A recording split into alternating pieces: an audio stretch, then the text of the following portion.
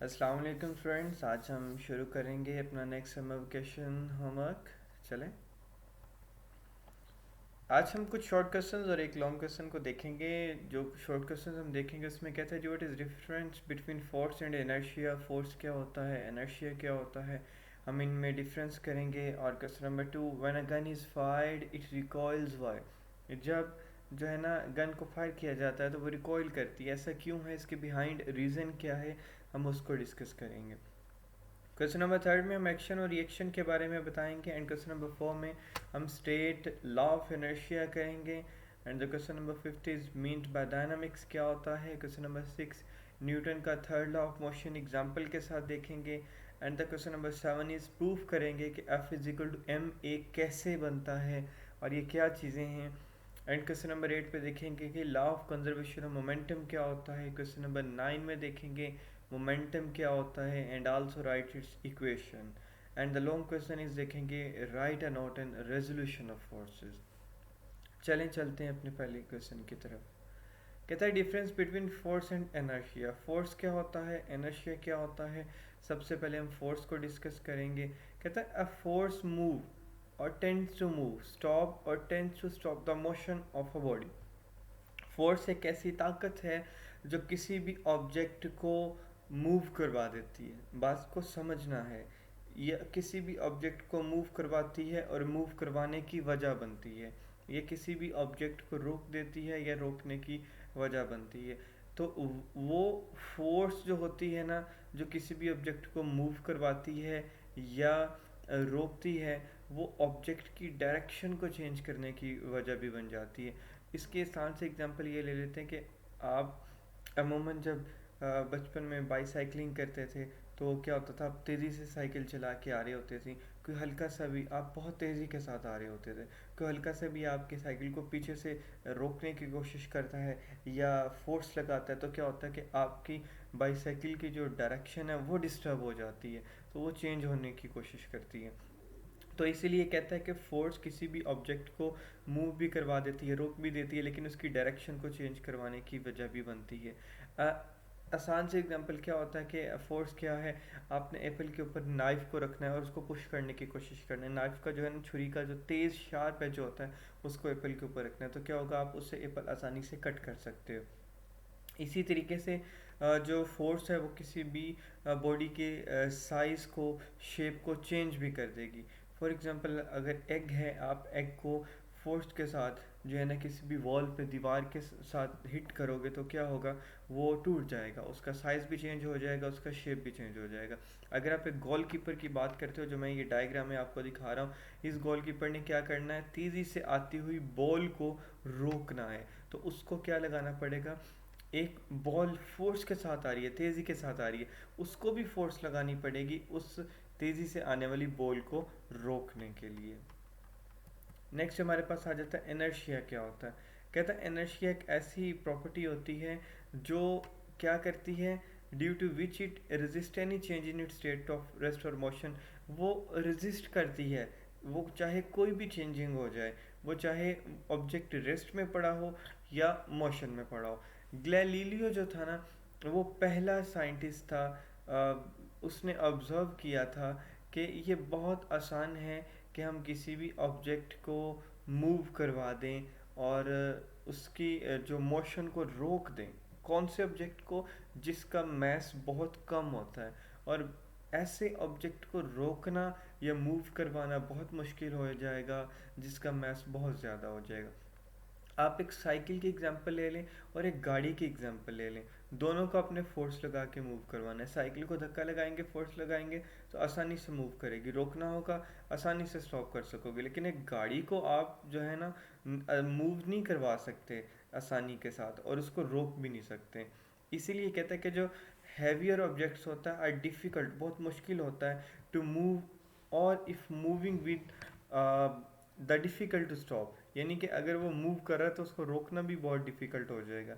Newton ने ये conclude किया, वो तो था गैलीलियो का कंसेप्ट। न्यूटन ने क्या कंक्लूड किया कि हर बॉडी रेजिस्ट करती है, मुज़ाहमत करती है, अगर हम उसकी स्टेट में चेंजिंग्स लाएं, चाहे वो रेस्ट की स्टेट में है या वो मोशन की स्टेट में, तो उसने इस प्रॉपर्टी को इनर्शिया का नाम दिया।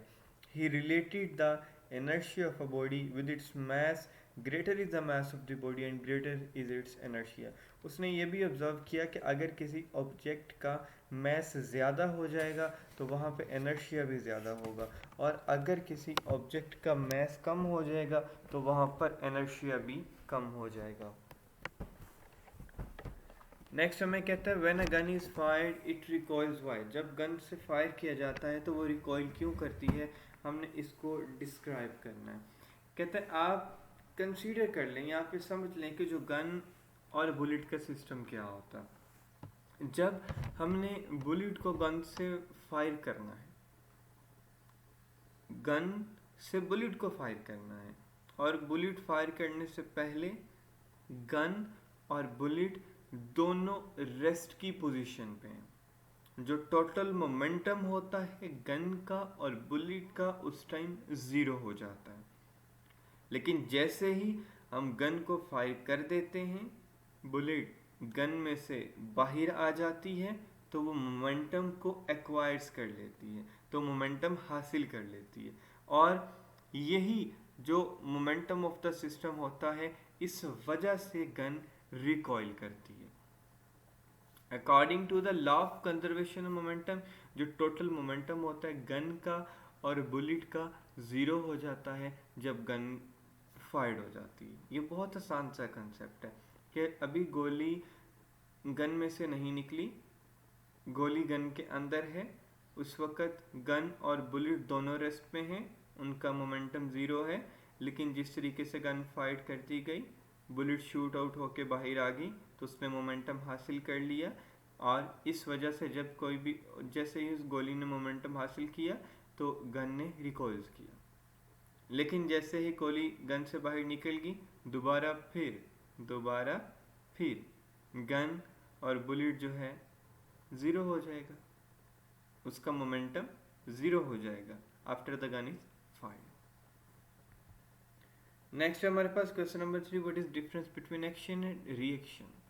हमने कंसीडर कर लेना है कि लेट हमारे पास टू बॉडीज हैं। पहले कंसेप्ट समझ लें, इसका कंसेप्ट क्या है कि फॉर एग्जांपल मेरे पास दो ऑब्जेक्ट्स हैं, एक को मैंने ए का नाम दे दिया, दूसरे को मैं बी का नाम दे दूंगा, यानी कि ये मेरे पास दो ऑब्जेक्ट हैं। Let there are two bodies A and B.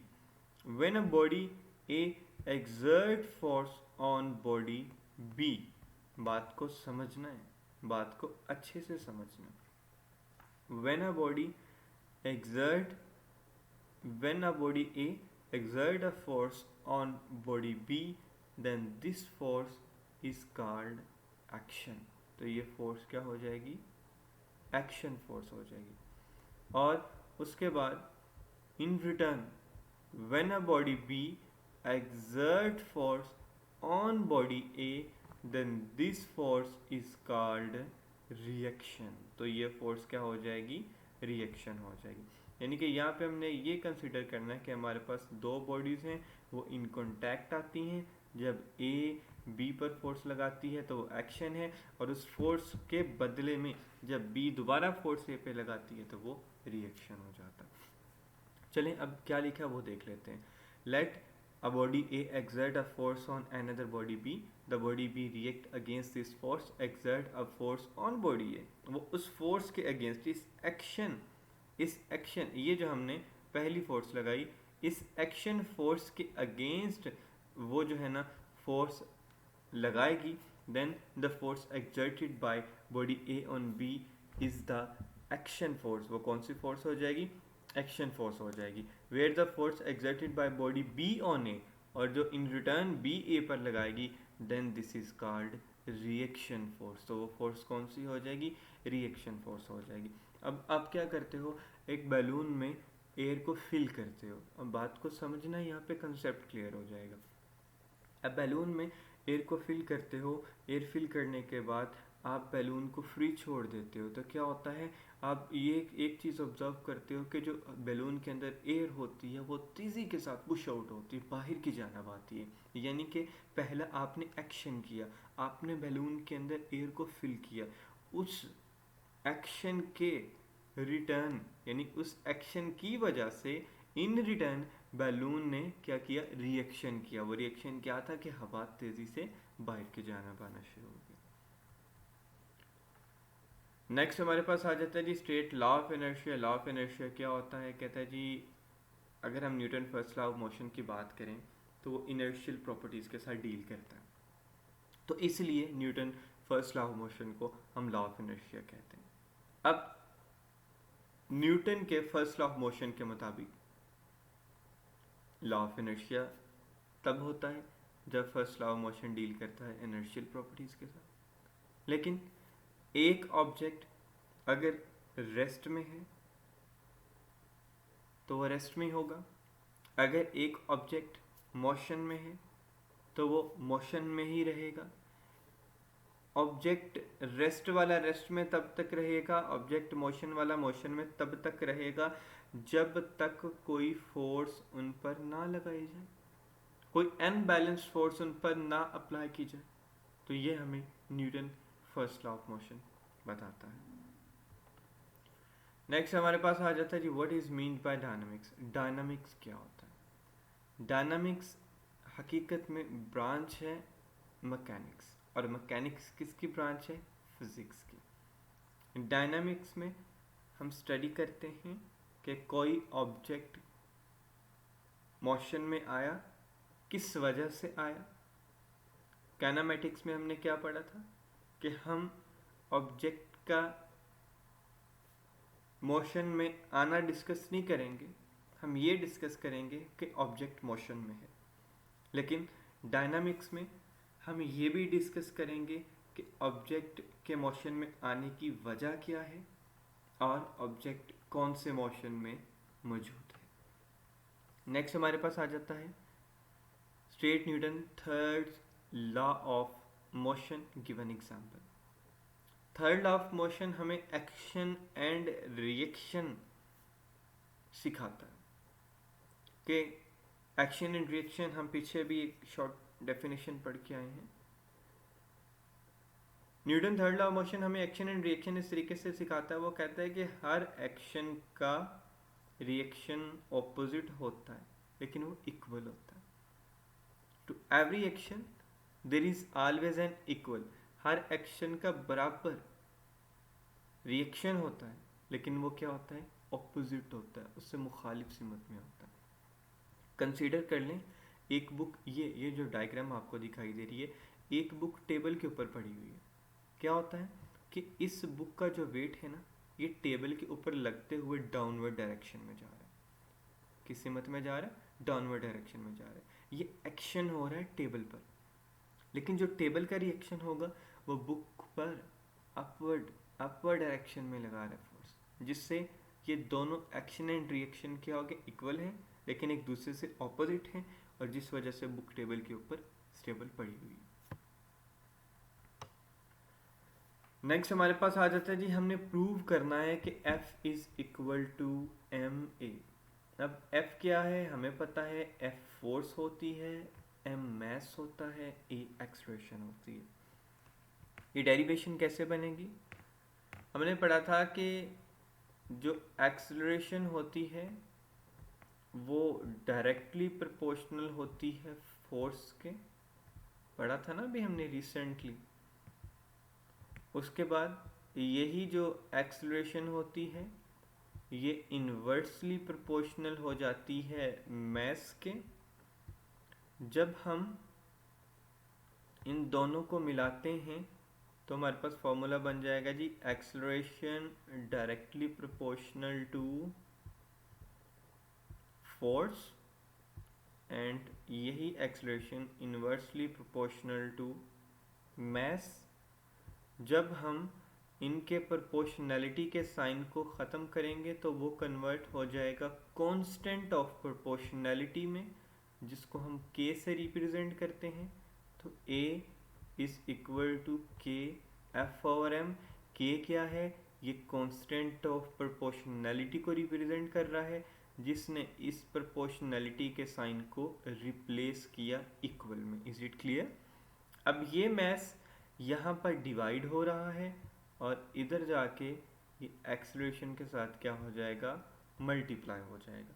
तो हमारे पास फॉर्मूला क्या बन जाएगा, एफ की कांस्टेंट ऑफ प्रोपोर्शनैलिटी है, लिहाजा हम उसको नहीं लिखेंगे। ये मेरे पास बन जाएगा F is equal to M A. देखें जी, हमने ये प्रूव कर लिया, लेकिन ये प्रूव कैसे किया कि एक्सेलरेशन डायरेक्टली प्रोपोर्शनल है फोर्स के, इन्वर्सली प्रोपोर्शनल है मास के, दोनों को कंबाइन किया, प्रोपोर्शनैलिटी को ख़त्म किया कांस्टेंट ऑफ प्रोपोर्शनैलिटी के में, और बाद में जो मास है वो डिवाइड हो रहा था, एक्सेलरेशन के साथ लाके उसको मल्टीप्लाई करवा दिया। उसके बाद आ जाता है जी डिफाइन मोमेंटम। मोमेंटम क्या है, और उसके बाद हमने उसकी जो है ना फॉर्मूला जिसे कह लें, इक्वेशन कह लें, वो लिखना है, उसका एसआई यूनिट लिखना है। मोमेंटम को आसान से अल्फाज में हम ये कह देंगे कि ये हकीकत में मिकदार है मोशन की, एक ऑब्जेक्ट कितना मोशन उसने कवर किया, और ये उसके मास एंड वेलोसिटी पर डिपेंड करता है। जो मोमेंटम होता है उसको हम p के साथ डिनोट कर रहे हैं, और मास को m के साथ, वेलोसिटी को v के साथ। तो momentum is equal to mass multiply by v। अच्छा, मोमेंटम के पास मैग्नीट्यूड भी होता है और डायरेक्शन भी होती है, वेलोसिटी की डायरेक्शन भी होती है, मास बता सकते हैं, यानी मैग्नीट्यूड भी होता है। तो मोमेंटम हमारे पास एक वेक्टर क्वांटिटी है, ये एमसीक्यूज आ सकता है। उसके पास इसका एसआई यूनिट क्या जी, किलोग्राम मीटर पर सेकंड, यानी कि लिख भी देते हैं, लिखा भी हुआ है, लेकिन मैं इसको दूसरे वे में लिख देता हूँ जी। हमारे पास आ जाता है जी kilogram metre per second, M S minus 1 उसकी पावर हो जाएगी। आप डिवीजन फॉर्म में भी लिख सकते हो, जिस तरीके से ये लिखा हुआ है, kilogram metre per second. Next हमारे पास आ जाता है जी what is law of conservation of momentum. Law of conservation of momentum क्या होता है? Law of conservation of momentum में ये कहता है कि जो मोमेंटम होता है, मोमेंटम तो पढ़ चुके हैं ना, मोमेंटम में अभी हम पिछली स्लाइड में पढ़ के आए। कहता है मोमेंटम किसी भी सिस्टम्स का जिसमें दो बॉडीज एक दूसरे के साथ टकराती हैं और एक दूसरे पे फोर्सेस लगाती हैं, असर डालती हैं, टकराने के बाद भी वो चेंज नहीं होती, उनका मोमेंटम वैसा का वैसा ही रहता है, वो एक दूसरे के इक्वल रहती हैं। इसकी एग्जांपल हमने देखी। अगर आपको ये ए वाली डायग्राम दिखाई दे रही है, इसमें कहते हैं हमारे पास दो मैसेज हैं। एक हमारे पास m1 है, उसकी वेलोसिटी की बात की जाए, उसको उसने u से रिप्रेजेंट किया। u से क्यों रिप्रेजेंट किया बताता हूँ बाद में। अच्छा, वो हमारे पास u1 है, और दूसरा हमारे पास ऑब्जेक्ट कौन सा है जी, m2 है, उसकी वेलोसिटी हमारे पास कितनी है जी, उसको u2 से रिप्रेजेंट किया गया है। अब m2, ठीक है, ये m2 हो गया हमारे पास। अब u2 से रिप्रेजेंट किया गया उसकी वेलोसिटी को। अब नेक्स्ट हमारे पास क्या होता है कि ये दोनों ऑब्जेक्ट डायग्राम नंबर बी में आपस में टकरा जाते हैं। अब बात को यहाँ पर आप लोगों ने गौर से समझना है। अच्छा, ये हमारे पास जो m1 u1 है, ये इनिशियल मोमेंटम है किसका, मास 1 का, ठीक है। इस बात को आपने अब ज़रा यहाँ पे ध्यान देना है। ये m1 का इनिशियल मोमेंटम है, और अगर हम m2 u2 बात करते हैं, ये इनिशियल मोमेंटम किसका है, मास 2 का। अभी हम बात कर रहे हैं टकराने से पहले की। जब हम क्या करते हैं, टोटल इनिशियल मोमेंटम की बात करते हैं, तो वो हमारे पास क्या बन जाएगा जी, वो हमारे पास बन जाएगा जी m1। टोटल इनिशियल मोमेंटम क्या होता है कि हम पहले मोमेंटम को ऐड कर देते हैं किसमें, दूसरे मोमेंटम में। तो हमारे पास क्या हो जाएगा जी, m1 u1 प्लस m2, और साथ में ऐड क्या कर रहे हैं, u2। ये अभी हम बात कर रहे हैं कि ये अभी ऑब्जेक्ट वो आपस में टकराए नहीं है। तो ये अभी हमने क्या लिख दिया, ये हमने लिख दिया कि जो टोटल इनिशियल मोमेंटम होगा उसका, जो टोटल, अब मैं सिर्फ उसके फर्स्ट वर्ड्स लिख रहा हूँ, जो टोटल इनिशियल मोमेंटम होगा उसका, और ये हमारे पास क्या आ जाएगा जी, m1 u1 plus m2 u2। अब क्या हुआ, डायग्राम नंबर बी में ये ऑब्जेक्ट आपस में टकरा गए। जब ये ऑब्जेक्ट आपस में टकरा गए तो क्या होगा कि कुछ वक्त के बाद जो m1 है वो हिट करेगा m2 पर कुछ फोर्स के साथ। According to Newton third law of motion, Newton third law of motion इस चीज़ की वेरिफिकेशन करता है कि जिस ऑब्जेक्ट पर फोर्स लगती है वो क्या करेगा, एक्सर्ट करेगा ऑपोजिट रिएक्शन m1 पर। तो ये m2 ऑपोजिट फोर्स लगा देगा किस पर, m1 पर। तो वहाँ पे क्या होगा, जब ऑपोजिट रिएक्शन फोर्स लग गई m1 पर तो उनकी जो वेलोसिटीज़ वहाँ पे जो u1 u2 थी वो क्या होगी, v1 एंड v2। इससे क्या हुआ कि इससे हमें ये पता चल जाएगा कि उनका टोटल फाइनल मोमेंटम टकराने के बाद क्या था। इस वजह से मैंने ये u1 और v1 का डिफरेंस रखा ताकि आपको क्लियर हो जाए। क्यों रखा, अभी थोड़ा सा वेट करें, एंड पे जाके आपको ये मज़ीद क्लियर हो जाएगा। अच्छा, अब यहाँ पे फाइनल मोमेंटम क्या था, ये थे हमारे पास इनिशियल मोमेंटम। अब मैं यहाँ पे लिखने लगा हूँ फाइनल मोमेंटम। पहले ऑब्जेक्ट का मैस 1 का फाइनल मोमेंटम हो जाएगा हमारे पास जी m1 v1, और उसके बाद मैं दूसरे ऑब्जेक्ट का लिख देता हूँ यहाँ पे, वो हमारे पास क्या था जी, वो हमारे अच्छा ये इक्वल, ये जो मैं इक्वल सेंटर में लिख रहा हूँ इसका मतलब ये नहीं है कि ये जो है ना इनके सेंटर में इक्वल आना है, ये तो सिर्फ मैं जगह कम होने की वजह से उनको सेपरेट कर रहा हूँ, ठीक है। अब यहाँ पे ये हमारे पास है जी मैस 1 का इनिशियल मोमेंटम टकराने के बाद, और ये है हमारे पास जी मैस 2 का फाइनल मोमेंटम टकराने के बाद। इनिशियल नहीं आएगा, ये हमारे पास फाइनल मोमेंटम आ जाएगा, ठीक है। अब जिस तरीके से हमने ये किया, हम इसका टोटल फाइनल मोमेंटम निकालेंगे। टोटल फाइनल मोमेंटम के लिए हमें क्या करना पड़ेगा, दोनों ऑब्जेक्ट को ऐड करना पड़ेगा उनके मैस और वेलोसिटीज के साथ, m1 v1 plus m2 v2। अच्छा, अब आपने यहाँ पे एक चीज़ देखनी है कि according to law of conservation of momentum हमारे पास जो टोटल इनिशियल मोमेंटम है बिफोर क्लियन, वो ये हमारे पास है total initial momentum before collision, और ये है हमारे पास total initial momentum after collision. ये दोनों सेम है, जो law of conservation of momentum को वेरीफाई कर रहे हैं। सेम क्यों है, वो वैसे के वैसे ही, वो चेंज नहीं हुए। अब u1 और v1, u2 और v2 क्यों लिखा था, क्योंकि इसमें थोड़ा सा आप लोगों के लिए डिफरेंस हो जाए। अगर मैं यहाँ पे भी u1 एंड u2 लिख देता तो वो यही लगना था कि सेम इक्वेशन राइट डाउन की हुई है। तो इनमें डिफरेंस लाने के लिए मैंने एक साइड पे u लिख दिया, एक साइड पे v लिख दिया।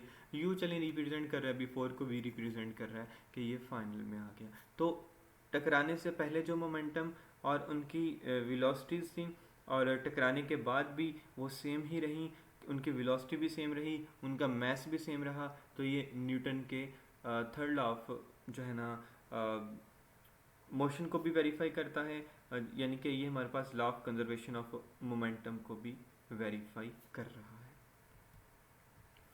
नेक्स्ट हमारे पास आ जाता है जी long question, write a note on resolution of forces. Resolution of forces को शुरू करने से पहले हम कुछ ट्रिग्नोमेट्रिक रेशियोज की बात करेंगे।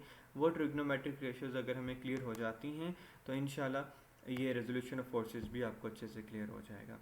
और ये बुक के पेज नंबर आपको 88-89 पे मिलेगा। ये MCQs के लिहाज से according to paper point of view, board point of view से ये टॉपिक बहुत इंपॉर्टेंट है। सबसे पहले हमारे पास आ जाता है जी बेस क्या है। ये हमारे पास एक ट्रिग्नोमेट्रिक रेशियोज बनी हुई हैं। बेस, ये साइड हमारे पास परपेंडिकुलर है और ये साइड हमारे पास हाइपोटेन्यूज है। ये आप लोग मैथ में भी काफ़ी दफ़ा यूज़ कर चुके हैं। नेक्स्ट हमारे पास आ जाता है जी साइन थीटा, कॉस थीटा और टेन थीटा किसके इक्वल होते हैं। साइन थीटा इक्वल होता है जी परपेंडिकुलर ओवर हाइपोटेन्यूज। परपेंडिकुलर कौन से पॉइंट पे लाई कर रहे हैं, बी और सी पर। हाइपोटेन्यूज कहाँ पे है जी, परपेंडिकुलर। साइन थीटा किसके इक्वल है जी, B C over A B, तो परपेंडिकुलर ओवर। अच्छा, ये जिस तरीके से फॉर्मूलाज लिखे हुए हैं, डायग्राम, ठीक है।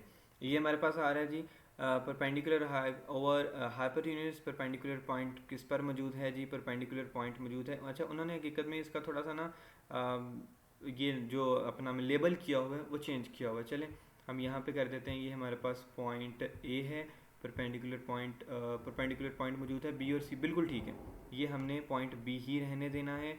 उसके बाद चलें हम देख लेते हैं इसमें क्या चेंजिंग करनी है, वो अकॉर्डिंग टू सिचुएशन कर लेते हैं। ठीक है, परपेंडिकुलर पॉइंट बी और सी पे मौजूद है, हाइपोटेन्यूस हमारे पास पॉइंट ए और बी पर मौजूद है। हम इसको अपना कर देते हैं पॉइंट सी और इसको हम कर देते हैं अपना पॉइंट बी, क्योंकि ये मैंने खुद से लेबल किया है और ये इसमें चेंजिंग हो सकती है, कोई मसला नहीं है। ये तो सिर्फ एक वेरिफिकेशन के लिए होता है कि ये पॉइंट कहाँ पे लाई कर रहे हैं। अगर हम कोस थीटा की बात करते हैं वो किसके इक्वल होता है, वो इक्वल होता है बेस ओवर हाइपोटेनियस के। अब बेस किस पे है, ए और सी पॉइंट पर, हाइपोटेनियस के कौन से पॉइंट पे मौजूद है, वो पॉइंट ए और बी पर मौजूद है। उसके बाद अगर हम टेन थीटा की बात करते हैं, वो उसका फॉर्मूला क्या है जी, परपेंडिकुलर ओवर बेस। अब परपेंडिकुलर कौन से पॉइंट पे लाई कर रहे हैं, वो बी और सी पर, और बेस कौन से पॉइंट पे ए और सी पर। एक बात याद रख लें, मैं इनकी बात कर रहा था कि हमारे पास इंपॉर्टेंट एमसीक्यूज हैं, ये बोर्ड में पूछे जा सकते हैं कि साइन थीटा किसके इक्वल है। ऑप्शन होगा परपेंडिकुलर ओवर हाइपोटेन्यूज के, बेस ओवर हाइपोटेन्यूज के, परपेंडिकुलर ओवर बेस के, एंड नन ऑफ दीज। तो आपको पता है sine theta perpendicular over hypotenuse के इक्वल होता है। नेक्स्ट हमारे पास आ जाता है जी रेजोल्यूशन ऑफ फोर्सेस क्या होता है। रेजोल्यूशन ऑफ फोर्सेस में हकीकत में हम फोर्सेस को तोड़ देते हैं दो हिस्सों में। बात को यहाँ पे समझना है, कंसेप्ट बहुत इंपॉर्टेंट है। फोर्सेस को हम दो हिस्सों में तोड़ देते हैं, एक एक्स कंपोनेंट पर, दूसरा वाई कंपोनेंट पर। हम एक्स कंपोनेंट को हॉरिजॉन्टली ड्रा करते होते हैं, वाई कंपोनेंट को हम वर्टिकली ड्रा करते होते हैं। जो चलें हम यहाँ पे दो फोर्स, एक फोर्स थी उसको दो हिस्सों में तोड़ दिया। एक हमने कह दिया ये हमारे पास एक्स कंपोनेंट बन गई, और एक हमने कह दिया ये हमारे पास वाई कंपोनेंट बन गई। अब हमने इन दोनों फोर्सेस को आपस में जोड़ना है, लिंकअप करना है। तो किसी भी दो फोर्सेस को आपस में जोड़ना हो, उसके लिए आप कौन सा मेथड अप्लाई करते हैं, उसके लिए आप head to tail rule method apply करते हैं। क्या फॉर एग्जांपल इन दोनों में से एक को फर्स्ट रख लेते हैं, मैंने जी एक्स को रख लिया, और उसके बाद अगला इस तरीके से ड्रा करना है कि उसके हेड के साथ जो है ना नेक्स्ट वेक्टर का जो है टेल लगे। और उसके बाद अगर मैंने रिजल्टेंट ड्रा करना है, चले मैं यहाँ पे भी ड्रा भी कर देता हूँ। अगर हमने नेक्स्ट रिजल्टेंट ड्रा करना है, रिजल्टेंट में हमने क्या सीखा था कि पहले वेक्टर की टेल के साथ रिजल्टेंट की टेल, और लास्ट वाले वेक्टर के हेड के साथ जो है ना रिजल्टेंट का हेड मिल जाए। ठीक है, ये इतनी क्लियर डायग्राम तो नहीं बनी, हम मेन डायग्राम की तरफ आ जाते हैं। अच्छा, ये हमारे पास आ जाता है जी एक्स कंपोनेंट की फोर्स, ये हमारे पास आ जाता है जी वाई कंपोनेंट की फोर्स। ये इसका इनिशियल पॉइंट है, हम उसको ओ से रिप्रेजेंट कर रहे हैं, और यहाँ पे कोई ना कोई एंगल तो लाजमी बन रहा होगा। ठीक है, और वो फोर्स जो एक्स कंपोनेंट और वाई कंपोनेंट को आपस में मिला रही है वो रिजल्टेंट फोर्स है, जिसको हमने एफ से यहाँ पे रेजोल्यूशन ऑफ फोर्सेस के तौर पे रिप्रेजेंट किया है। और ये जो हमारे पास फोर्स है, ये कौन से पॉइंट पे मौजूद है, पॉइंट ओ ए पर। ये फोर्स ऑफ एक्स कंपोनेंट कौन से पॉइंट पे मौजूद है, पॉइंट ओ बी पर। और फोर्स ऑफ वाई कंपोनेंट कौन से पॉइंट पे मौजूद है, ए और बी कंपोनेंट पर। तो ये हमारे पास क्या क्या देता है जी, O A is equal to O B and plus B A. यानी कि ये जो ओ ए है ये हमारे पास रिप्रेजेंट कर रहा है फोर्स को, वो फोर्स को जो दोनों एक्स और वाई कंपोनेंट को आपस में मिला रही है। और ओ बी किसको रिप्रेजेंट कर रहा है, ओ बी यहाँ पे रिप्रेजेंट कर रहा है जी हमारी फोर्स ऑफ एक्स कंपोनेंट को। ठीक है, और उसके बाद अगर हम बात करते हैं बी ए की, बी ए हमारी कौन सी फोर्सेस की बात कर रहा है, बी ए हमारी फोर्स की बात कर रहा है जो वाई कंपोनेंट की फोर्स है। होप सो ये आपको ये क्लियर हो गया होगा कि एफ किसके इक्वल है, F is equal to F X plus F Y. अब यहाँ पे क्या कहते हैं कि जो हमारे पास कंपोनेंट है ओ बी एंड बी ए, ये एक दूसरे से परपेंडिकुलर कंपोनेंट है। अब इसकी डेफिनेशन चले पहले देख लें। उसमें कहता है splitting up a force into two mutually perpendicular component. Force को तोड़ देना दो परपेंडिकुलर कंपोनेंट्स में, ये रेजोल्यूशन ऑफ फोर्स हमें कहता है। अच्छा, उसको दो परपेंडिकुलर कंपोनेंट्स में तोड़ दिया, एक हमारे पास एक्स कंपोनेंट बन गया, एक हमारे पास परपेंडिकुलर वाई कंपोनेंट बन गया। अच्छा, ये दोनों एक्स और वाई एक दूसरे से परपेंडिकुलर कंपोनेंट्स में, कहता है जो component O B and B A ये एक दूसरे से परपेंडिकुलर है, यानी कि ये O B and B A ये एक दूसरे से परपेंडिकुलर हैं, दे आर कर परपेंडिकुलर कंपोनेंट्स, इनको परपेंडिकुलर कंपोनेंट्स भी कहा जाता है। और O A represented by F, और ओ ए को हम एफ से रिप्रेजेंट कर रहे हैं। जो हमारे पास एक्स कंपोनेंट है वो ओ बी पर रिप्रेजेंट हो रहे हैं, जो वाई कंपोनेंट है वो बी ए पर रिप्रेजेंट हो रहे हैं। जो ओ ए है वो हमारे पास एफ है, जो हमारे पास ओ बी है वो एफ एक्स है, जो एफ वाई है वो हमारे पास ए बी आ जाएगा। नेक्स्ट हमारे पास आ जाता है जी, हमने किस तरीके से फोर्स ऑफ एक्स कंपोनेंट का फॉर्मूला फाइंड करना है, फोर्स ऑफ वाई कंपोनेंट का फॉर्मूला फाइंड करना है। ये सारी डेरिवेशन करने से पहले मैं आप लोगों को आसान सा ट्रिक बता देता हूँ कि उसमें आपने क्या करना है।